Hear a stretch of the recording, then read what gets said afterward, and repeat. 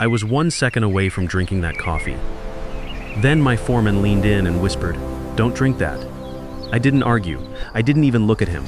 I just dropped my pen, reached under the table, and switched the cups.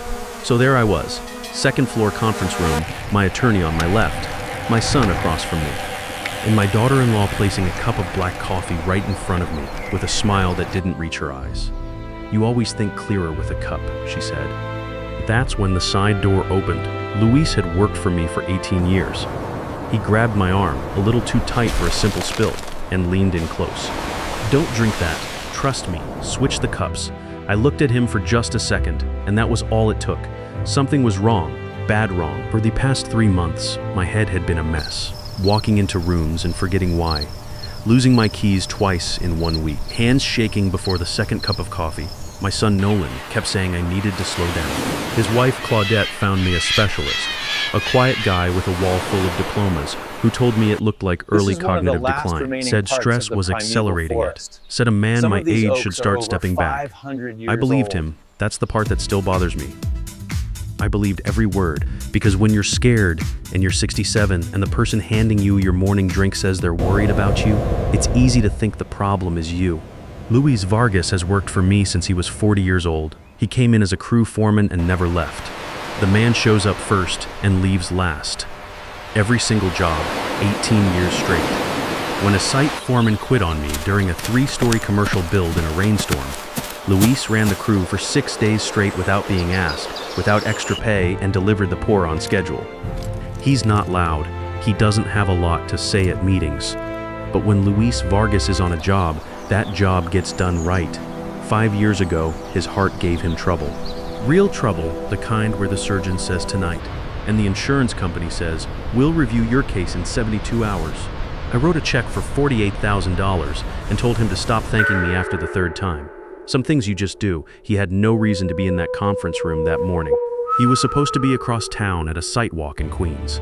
But there he was, carrying a box of project folders, moving too fast, and he caught the leg of a chair and went sideways into my arm.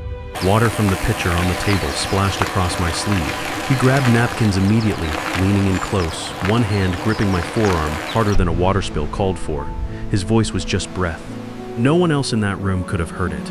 "Don't drink that. Trust me, switch the cups." I looked up at him for just a second. Luis is not a man who panics. I've seen him walk a job site during a gas leak without raising his voice, right? Then his eyes were locked on mine, and they were full of something I'd only ever seen in him once before.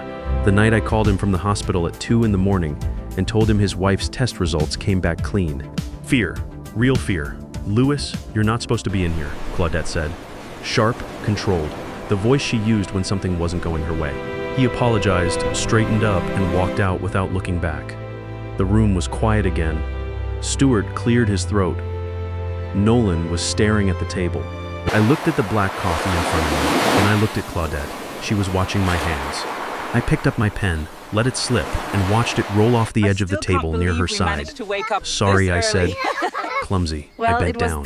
2 seconds under that table, both hands up. My cup to her spot, her latte to mine. I sat back up and drank the latte. Too sweet. Didn't matter. Claudette picked up the mug in front of her, my original mug, and took a long, slow drink. Then she relaxed. I could see it in her shoulders. Whatever she'd been holding, she let it go. 13 minutes later, she started slurring her words. She said the room was too hot. Then she pointed at Nolan and asked why his face looked wrong. She laughed at something nobody said. It was a high, loose sound that didn't belong in that room or in that woman. Claudette didn't laugh like that. Claudette didn't laugh at anything she didn't control. Then her eyes rolled back and she went down hard, taking the chair with her. People were shouting. Stuart was on his feet. Someone was calling 911. Nolan dropped to his knees next to her, grabbing her shoulder, saying her name over and over. I sat in my chair and looked at the coffee soaking into the carpet where her mug had landed. I didn't move. I didn't rush over. I just watched the dark liquid spread out across the floor, and I thought about the last 3 months. Every foggy morning, every word I forgot mid-sentence. Every time I stood in the doorway of my own supply room like a stranger in a house I didn't recognize. I thought about the specialist Claudette found, the one with all the diplomas, the one who never once asked me what I was eating or drinking before our appointments. The ambulance came in 9 minutes. They stabilized her in the hallway. One of the paramedics told Nolan she was going to be okay, that they'd know more at the hospital. Nolan looked over at me once before he followed them out. I don't know what he expected to see on my face. Whatever it was, I don't think he found it. I waited until the room was empty. Then I walked out the back, hailed a cab on the street, and went to find Luis. Eugene Pratt, who runs facilities for us, told me Claudette had called that morning before the meeting and had Luis escorted off the property. The reason she gave was stolen tools. 18 years, master key to the equipment lockup, and never once a single item unaccounted for. The man she was replacing him with had been on payroll for 6 weeks. I got Luis's home address from the personnel file and drove to his apartment in Queens. His son answered the door, a tall kid in a work shirt. Suspicious until I told him who I was. Luis appeared behind him, pulled me inside, and locked the door. He looked like he hadn't slept. "I should have told you sooner," he said. "I was trying to figure out if I was seeing what I thought I was seeing." He went to the kitchen and came back with a small amber vial. Empty. Label still on it. Cyrillic writing I couldn't read, and a symbol that needed no translation. "Found this in her car 2 weeks ago," he said. "Left the door unlocked in the company lot." I wasn't snooping, I was checking the back seat for a radio we thought was missing from inventory. He sat down. Then 5 days ago, I was in the garage at the house dropping off a materials list. She was in the kitchen. She didn't see me through the window. I watched her take something out of her jacket pocket and put drops into your protein shake.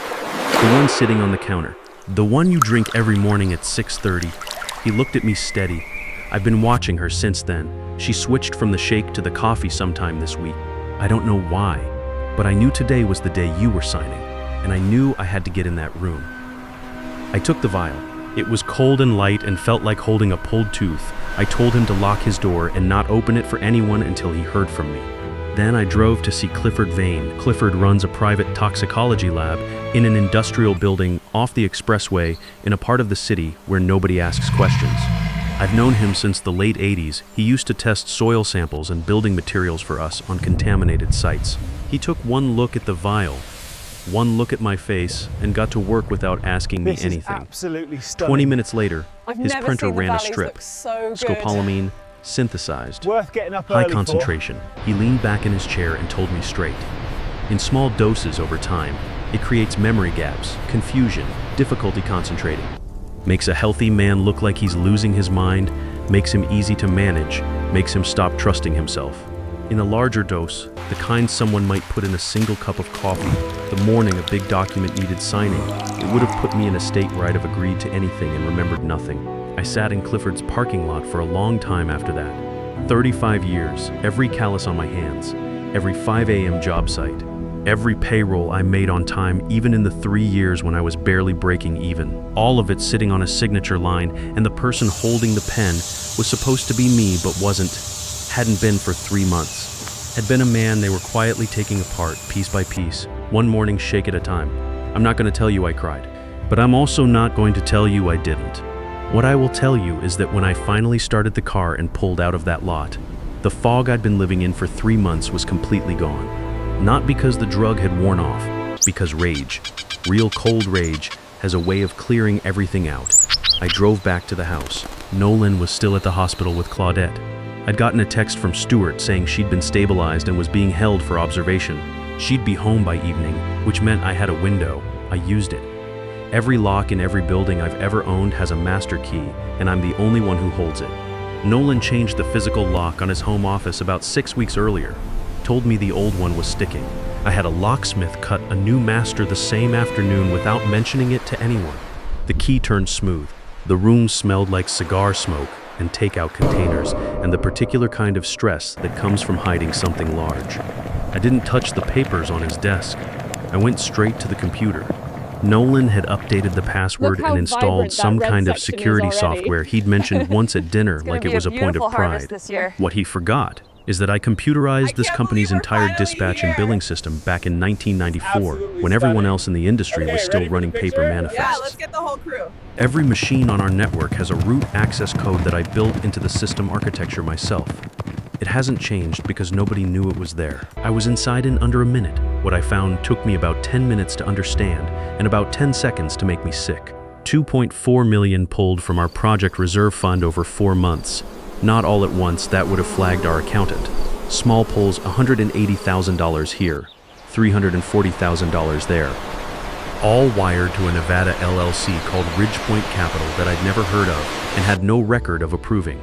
When I traced Ridgepoint, it dissolved 6 weeks ago. The money was gone. Then I found the Summit Group emails. Summit Group is the biggest regional competitor we have. They've been trying to buy us out for 8 years. Every time they came around, I told them the same thing. Harmon Construction isn't for sale, not to you, not to anyone. They buy companies the way a salvage yard buys cars, strip the useful parts, sell the rest for scrap, and leave nothing behind. Nolan had been talking to their acquisitions team for 3 months. The email chain was sitting right there in a folder he'd labeled vendor contacts, which would have fooled anyone who wasn't already looking. The latest draft was a full asset sale proposal. Equipment, active contracts, client list, the Harmon name itself.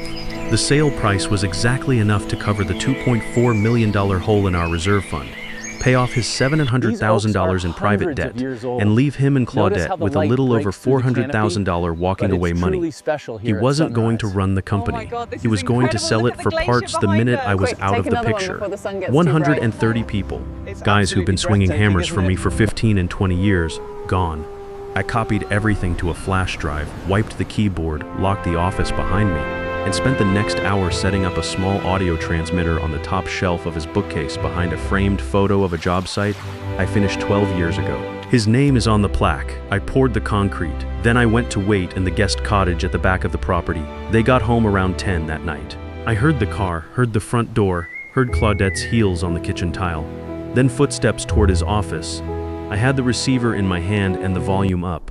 Her voice came through thin and sharp. She sounded tired but not weak. Whatever that drug had done to her, she'd already packed it away. He was sharp in that room, Nolan. He watched me go down and he didn't move. That's not a man whose brain is slipping. Nolan poured something. I heard the ice. "We'll figure it out," he said. "We don't have time to figure anything out." Her voice dropped but didn't soften. The Donovan Group isn't going to wait another week. You understand what I'm telling you? These aren't people who send a second invoice. Silence for a moment. Then Nolan spoke, and it was quiet, almost like he was reasoning with himself more than talking to her. He's 67. He's had a good run. It's him or us. I took the headphones off and set them on the table. I sat in the dark in that cottage for a while, not moving, just sitting with what I'd heard. I thought about teaching Nolan to drive a manual transmission in an empty parking lot on a Sunday morning when he was 16. I thought about the look on his face the first time I handed him a hard hat and told him he was running a job site.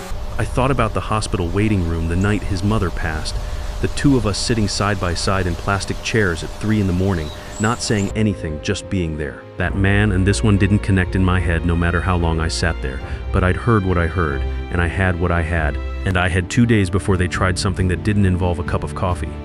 I played the role for those 2 days, shuffled around the house, called Nolan the wrong name at breakfast, let my hands shake when I reached for things, let Claudette watch me get smaller and more confused and more manageable, and I watched her relax by degrees, the way a person relaxes when a problem is solving itself. On the second evening, she came to my room with a bowl of soup on a tray and a leather folder tucked under her arm.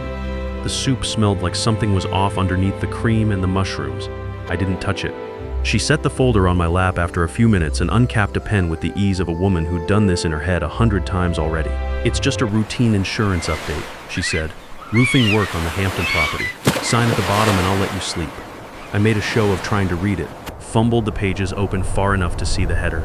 Irrevocable life insurance trust modification, $3.5 million. Primary beneficiary, Nolan Harmon. You don't update a $3.5 million policy on a man you expect to watch retire. I gripped the pen and drove the nib straight down through the signature line until it snapped. Ink sprayed across the document in a black starburst. I held up the broken pen and looked at it like a confused old man who'd pressed too hard. "It broke," I said.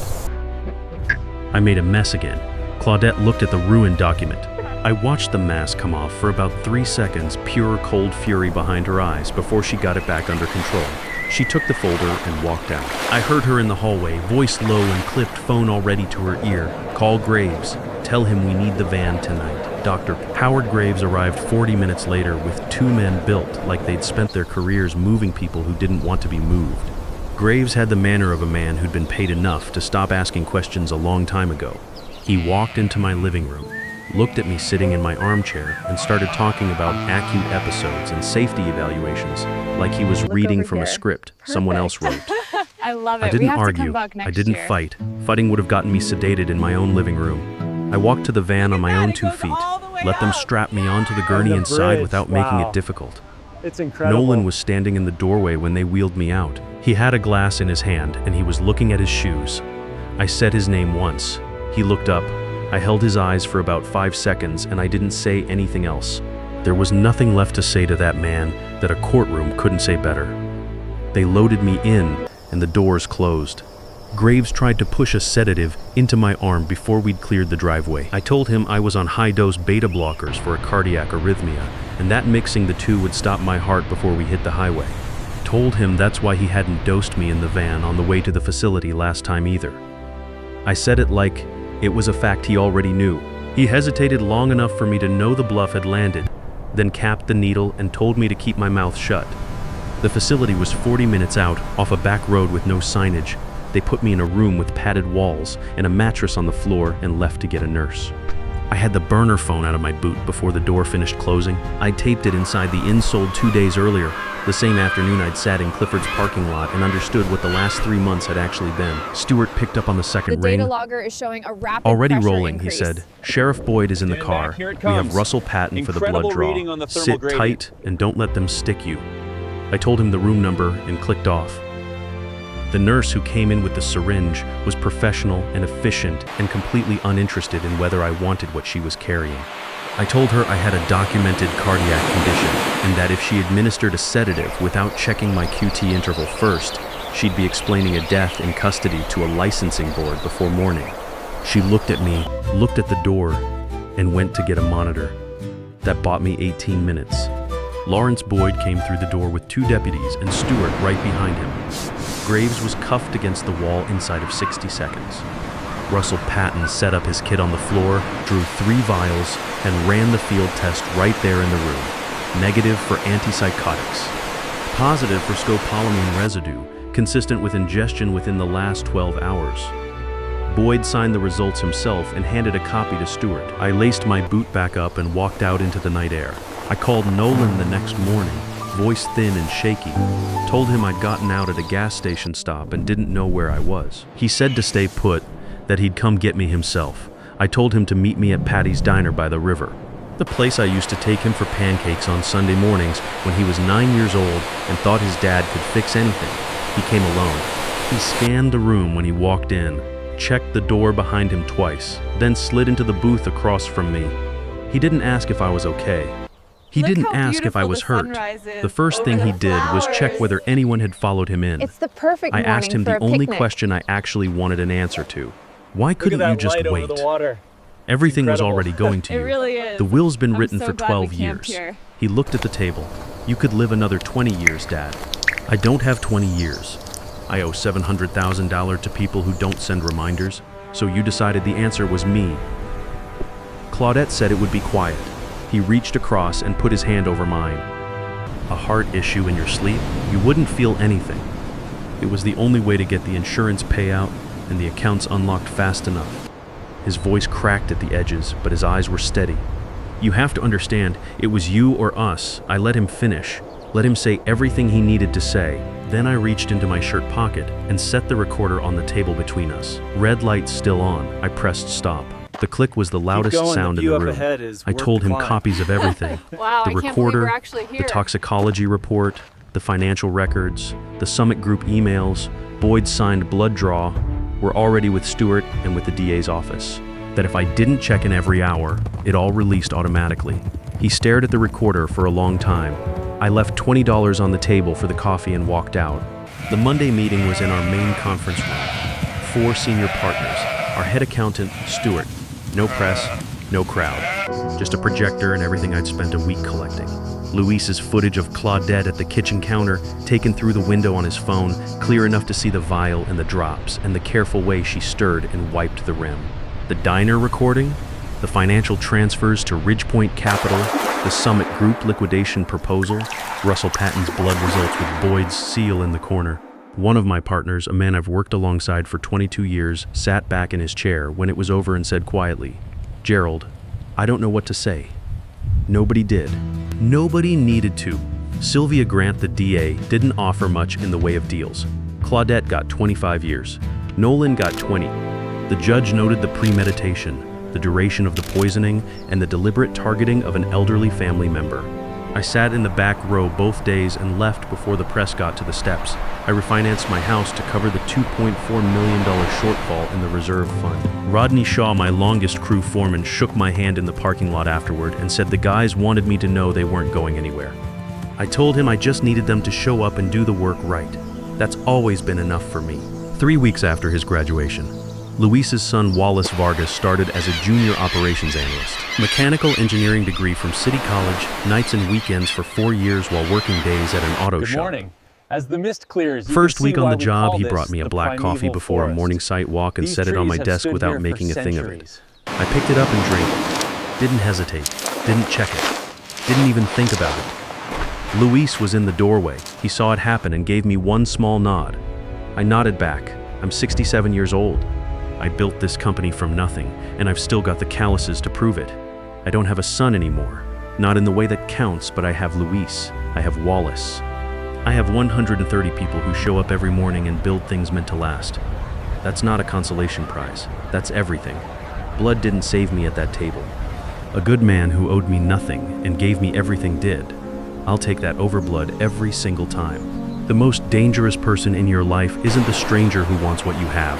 It's the one sitting at your table every morning, patient enough to wait and smart enough to make you doubt yourself first. If you've ever had to trust someone outside your family more than the people inside it, you already know what I'm talking about. Leave a comment and tell me where you're watching from.